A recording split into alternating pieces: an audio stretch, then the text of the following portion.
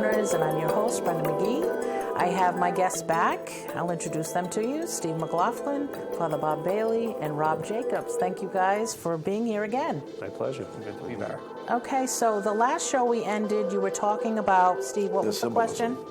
The symbolism of holy water. Yes, holy water. That we use in spiritual battle. Holy water, again, reminds us of our baptism. But when we bless holy water, what we do is we take, in the blessing, what it does is takes it out of the profane world of regular, and it consecrates it. It sets it apart as sacred and special. The blessing does that. So there's a spiritual purity in there that when it's sprinkled in the presence of evil, of course, evil can't take that, the purity, the spiritual purity, anything that's pure, because evil corrupts, the purity that God created. And same thing with blessed salt. Blessed salt does the same thing. We use that as protection too. And you were mentioning incense. Yes, I know a lot of times, like the gifts of frankincense and myrrh, the incense seems to be effective. Well, we use incense for fumigation because it's nice, church incense.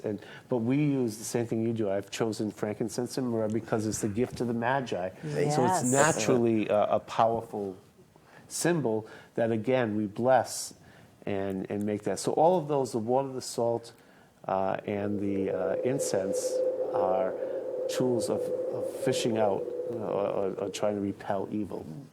Of course, the cross, the crucifix, and a blessed candle in there. Again, what I do in blessing candles is ask that Christ, the light of the world, illumine the darkness so that the darkness cannot overcome. Yeah.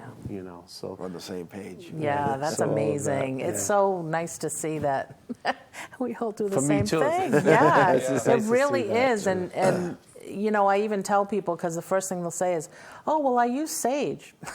Yeah.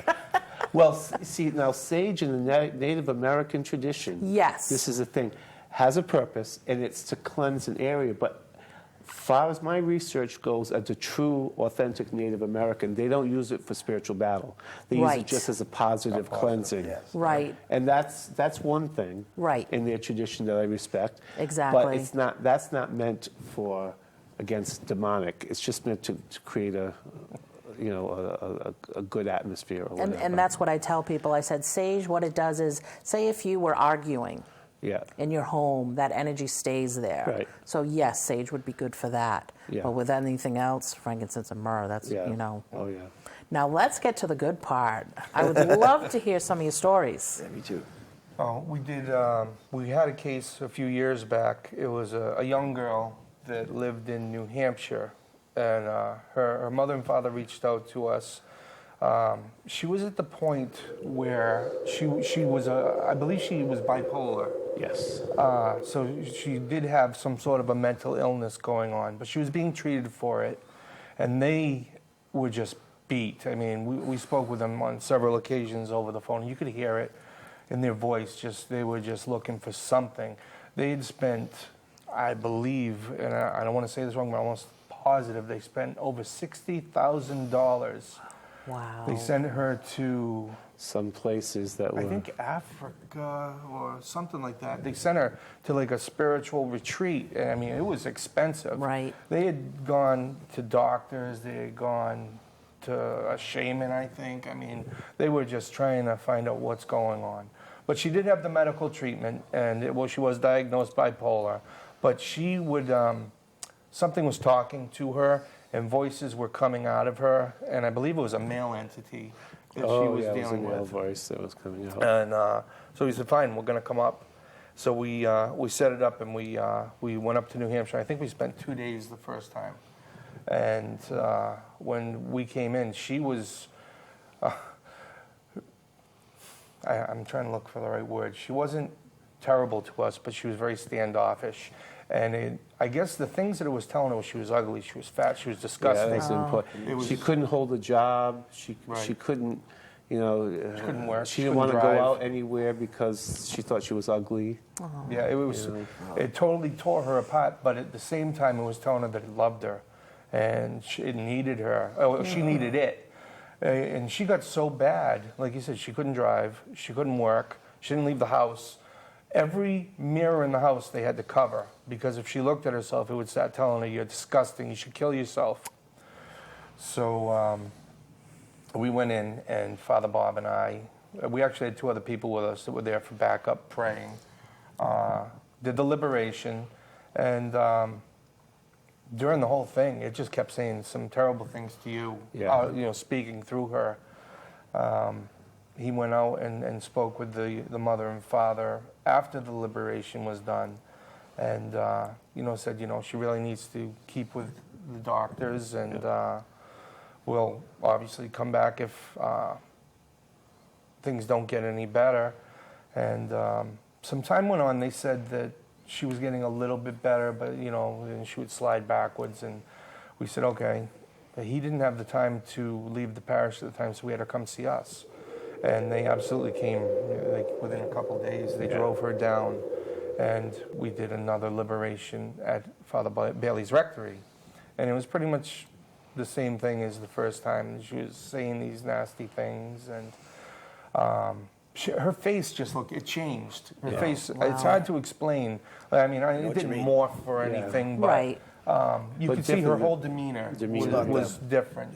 And I'm talking like stuff you'd see in the movies, like she didn't, morph or anything, but you could definitely see like it was another person. Like, from the way she had talked with us, because she would come slowly, like she was very pleasant, then all of a sudden, like these voices would come out of her, and you could, just see there was something different there.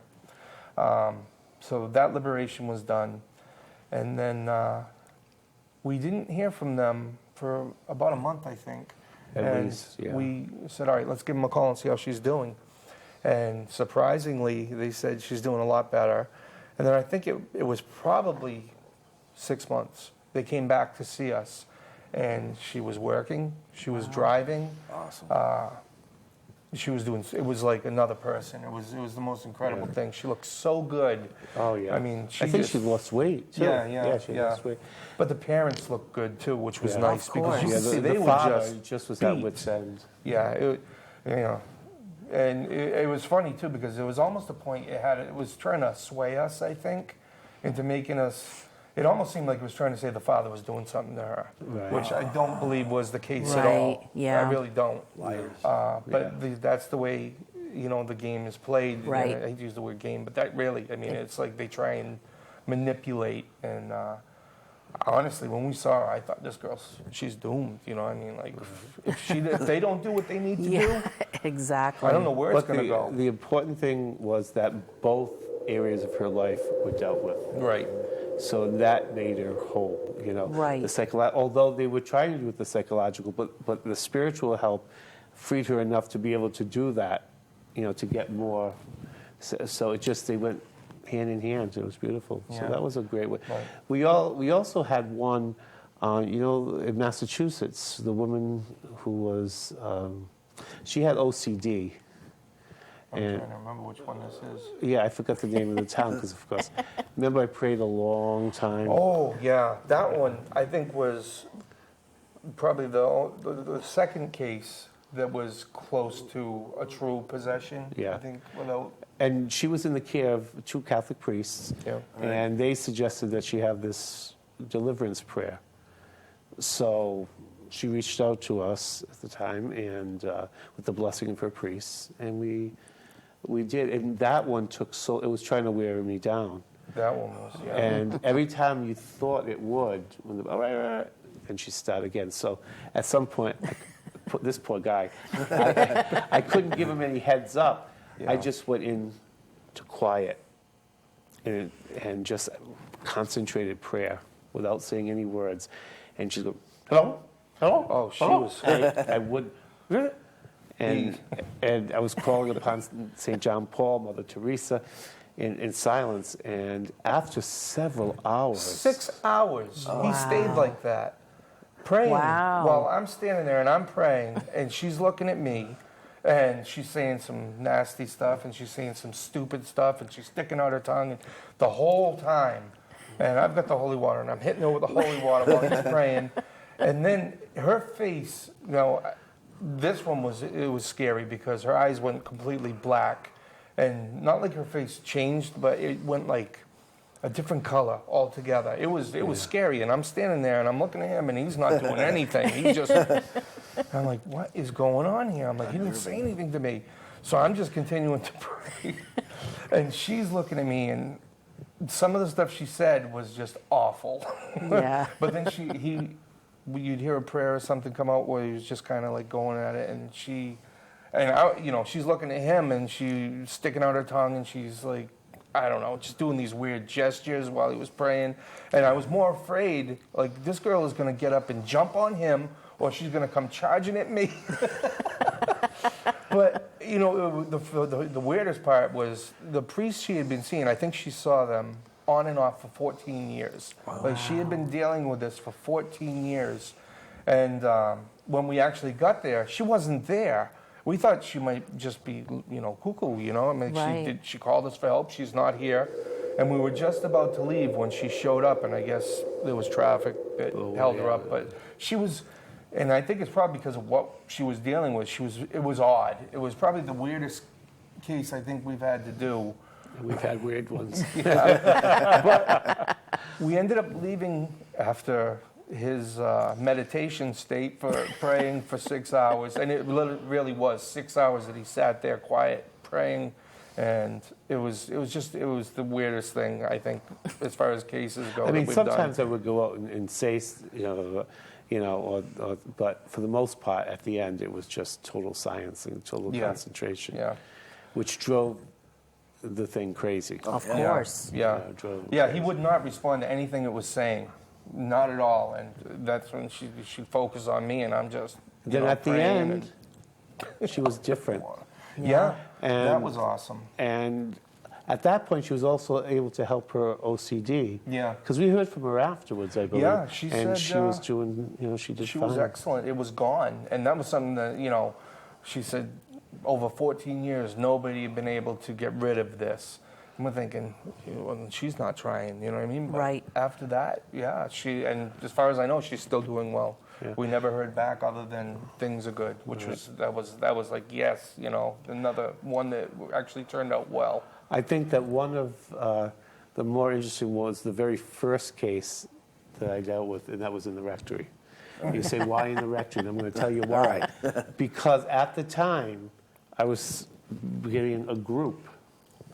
Okay, the first paranormal group with a Catholic priest. Well, not first, but I mean paranormal with a Catholic priest. Right. And we're sitting on the first floor around a table. All of a sudden, we hear boom, boom, boom, boom, boom, boom, upstairs, boom, boom, boom, boom, boom. And I said, there's nobody else here but me. Boom, boom, boom, boom, boom. I said, let's do that afterwards. I kind of felt something was going on. But anyways, long story short, we went up to do a deliverance. And so we asked these guys help because we had already met them. And now we were only there to film at that point. Like I wasn't into any of the that stuff at that point. but then afterwards, the phenomenon, because I had to bring a priest from Africa in to do a thorough deliverance. All right. But remember some of the things that happened? Yeah, I stopped by to visit you, and we were sitting on the first floor. The first floor in like a little appointment room. All right. Yep. And then I think first we heard keys outside the So door, I thought and the door was neighbors open. And I'm like, you hear that? It sounded like keys. He's like, there's nobody here. And then, what was it, a hiss in between us? Like, literally, from where you are to me, it was a hiss loud enough that we were both like, okay. And where that came from. Then my youth minister came in, and he was in there early in the morning, and all of a sudden he heard something from upstairs. He said, Father Bob, are you there? And I wasn't. I was on my overnight or something.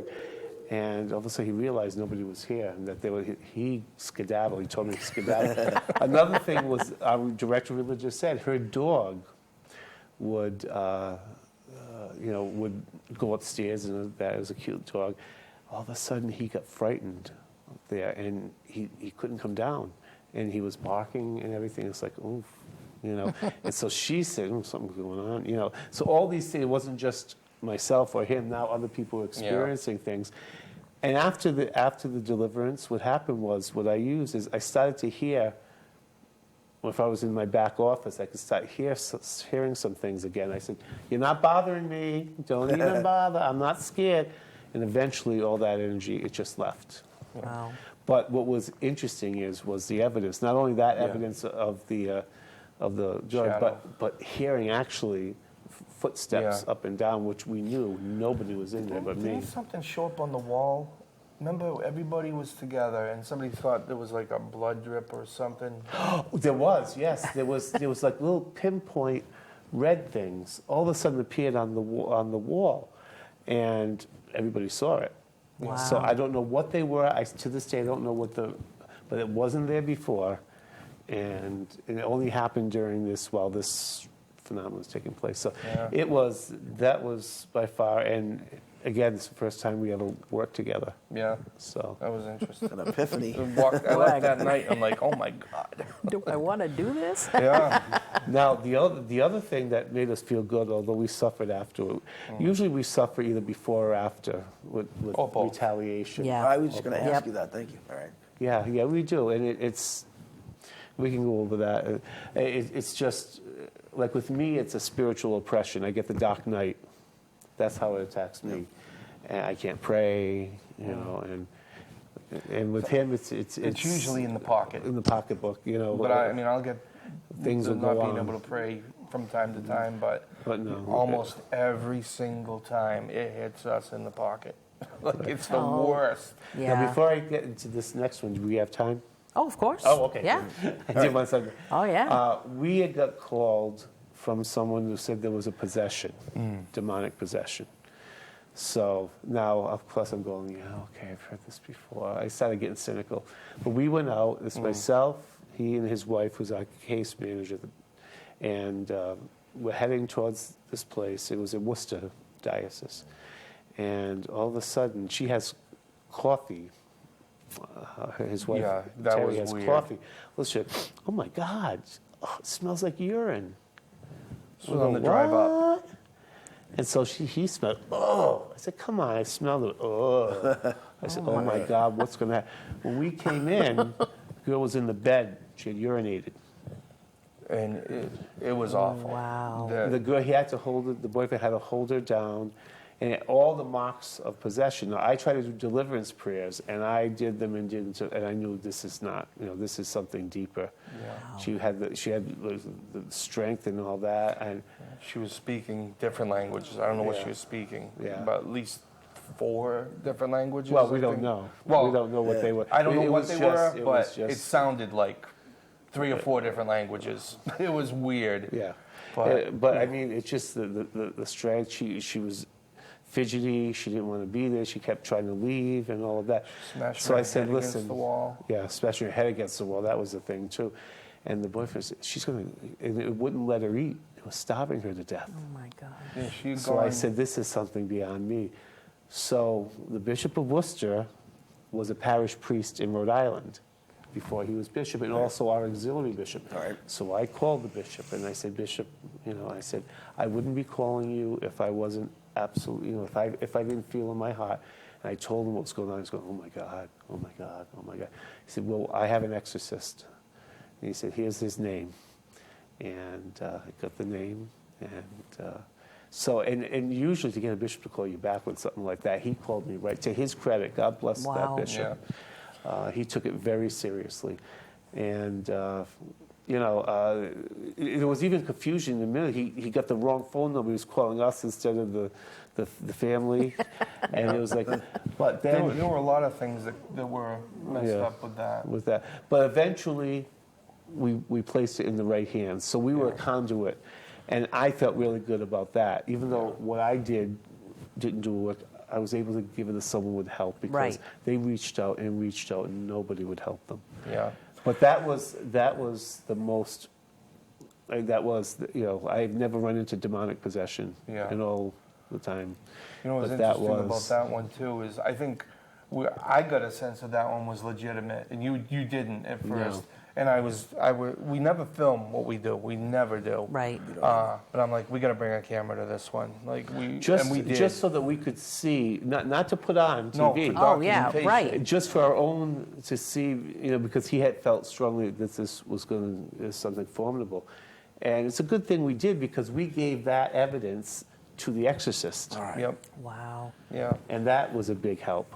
I'll tell you, I have not watched that even once. Even when I recorded it and burned it for them, after seeing it, like, I'll tell you, I was watching I was watching the program that you do, that you said you haven't done in a while.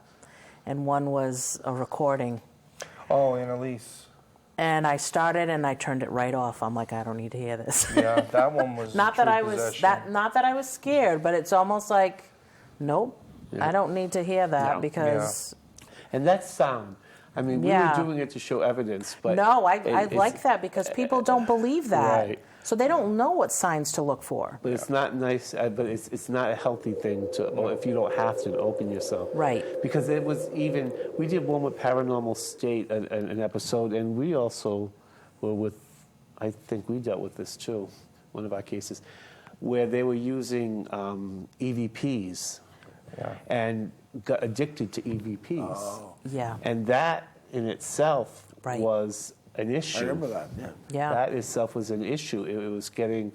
She was continuing it. It was continuing because of this, and she had to throw all those things away. And we had to tell her, stop. That's not your job. You don't need to do that. Right. Yeah, she wasn't investigating. She was just trying to make contact, which I think essentially is the same as using a Ouija board or dabbling like If that. it's too much, if You're it's inviting. too, yeah, You're inviting. it's dangerous. It's dangerous, especially, if you're the one that's getting it done. It's like self-diagnosing. Right. Let someone else diagnose for you. Yeah, exactly. Don't try to, treat yourself. Right. It's not always good. But yeah, that one, I don't think we'll ever forget that one. That one was just awful, that poor woman. But we did hear from them a few times after it was passed on to The priest. the priest that was going to do the exorcism. And he had seen her A couple I think of times. 2 or 3 times, and she wasn't cured, but she was doing better. But you're talking about a woman that was, she was in very good shape. Had meat on her bones, and she was down to 70 pounds, 80 pounds? Yeah. It was you could awful. see the desperation on the boyfriend's face. Yeah. And I felt so bad for him. I felt so bad for him. And she looked brittle, and she was tossing him around. I mean, he was a good-sized guy, and he was on her, holding her, and she was just, the strength was incredible. Yeah. He was able to hold it for the most part, but it was not easy. Yeah. It was not easy. And like you said, being that bony and everything, that shouldn't have been. I mean, she didn't throw him across the room, but she was able to get him off of her. Yeah. Right. Like, I don't know how. I really don't. It was just, and you could feel it. I mean, there was just so much between In the air. the foul smell and the heaviness in that place. I mean, there was definitely something going on, and you couldn't help but feel bad. She was in tears, begging for help. I mean, she was asking somebody to kill her too, I think. She just had enough. No. No. Am I misquoting? Yes. She said, it's going to kill me. Oh, that's what she said. It's trying to kill me. Yeah. And when I tried to do everything with holy water and get her to, renounce Satan and all that, it just told me it's not. It's too late. Yeah. Her effing parents should have done it, It's too late. And that's when, and my heart that's when it's like, oh boy. Yeah. This is bigger than me. And I'm honest enough to say that. But that's important to know, That is too. very That's important. important beyond Yeah. him, anybody doing the work. If you can't handle it, then it's time to realize I can't, Right. I think anybody should, find somebody who can. Oh, even sometimes when we get calls, I'll either, something might happen and I might not feel like 100%. I'll say to Steve, I can't go because you know what? I'm not 100%. And I know that that's dangerous. Yeah. And I've And- gone through that times Yeah. too, where it's just, I can't, not the way I'm under oppression. Or you just know you're not supposed to be there. You're not, and him and Tom will do it, but I'll just be like, I'm not afraid, Steve, but I just feel like I'm not supposed to be there. Yeah. And I take the signs. Oh, yeah. Yeah. You know what I mean? It's important to know them You have to. and be sensitive. Like you said, there's repercussions. Yeah? Yeah. Oh, Well, definitely, yes. definitely is. I don't know how many people say, oh, we want to go on a case with you. Well, first of all, you will never go on a case with me because these are all, these people, there's a anonymity, confidentiality. Number two, you wouldn't be able to, I say, if something manifests, you go, no, I wouldn't run out. Oh, yeah, we're okay. Right. Yeah. Right. And then you can open yourself up, Exactly. How many times have I said no to people? Oh, Yeah. gosh, no. Yeah, we won't let any. When you're confronting real evil, Yeah. it's not fun and games. No, it's not. People don't understand that. It's my vocation to deal with evil. And if I don't do it, who will? So this is my field of expertise. I leave the ghost hunt. I don't do ghost hunting anymore. As much as it was fascinating, because I have people that can do that. Right. But what I do, I specialize in an area where not many people, not many clergy go. Right. And, but, it's not fun. It's not fun what I have to suffer after. Yeah. And then the misunderstanding, because, you have priests that think I'm crazy. And, Yeah. I have one priest who would go to me. Oh, even family and friends, they'll Oh, look of at course. you, forget about it. Yeah. They don't understand or they don't feel you should be doing that, or and I don't think they get the reason for it, which to each their own. I think there are people that shouldn't be doing it. Right. I agree certainly with are. that. Yes. I agree with that 100%. And I also believe that there are times that we need to take a break from doing. Oh, yeah. Especially if they're big cases. You can't go from one to another. There were times that we were going from one case to another. Goodness. It's Yeah. exhausting. And it was not good. No. It was not a good thing. And people just have to, plus the fact, if you're going to be, I've had people, you know how it is when you've had people in groups, in and out of your groups and stuff, who just think that we go in there, do it, and that's it, and Right. then on to the next. And you can't always do that. No. You got to take your time. And Yeah. I mean, for us, it's different, that we're doing the spiritual, but also the spiritual may take time. But more with course. paranormal groups, you have to establish a trust, a relationship. Of course you do. They don't act on command. They No. don't give you response on command, and you have to be patient. Right. Yep. And that's the truth. Well, guess what? Another half Seriously? hour gone by. Another half hour gone by. Thank you guys so much for being here. Yes, you're very welcome. I would you. really love to have you back. Absolutely. Anytime you want to come on the show, please know you have an open invitation. And to everyone out there, if you have any questions, activity, or just need guidance, please email me at paranormalencounterstv9@gmail.com. And thank you for watching. Thanks, guys. You're welcome. You.